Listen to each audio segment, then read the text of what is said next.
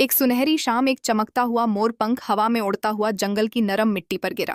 रात की ओस से मोरपंख नम हुआ और उसी नमी से अंदर छुपा बीज धीरे से अंकुर बनकर निकल आया।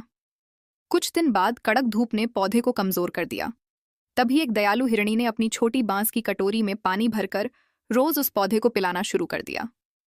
कुछ महीनों में वह पौधा बढ़ते बढ़ते संगीत एक विशाल रंग बिरंगा मोरपंख पेड़ बन गया, जिसकी पत्तियां इंद्रधनुष की तरह चमकती थीं। हिरणी गर्व से उसे देख रही थी। एक जंगल में बहुत से हाथी रहते थे। उनमें से एक हाथी बहुत दयालु था। एक दिन वह नदी के किनारे गया तो उसने देखा कि एक छोटा सा बंदर पानी में डूब रहा है। बिना देर किए हाथी दौड़ पड़ा और अपनी सूंड से बंदर को उठाकर बचा लिया। बंदर खुशी खुशी हाथी को धन्यवाद देने लगा। इसके बाद दयालु हाथी शांतिपूर्वक जंगल के अंदर लौट गया।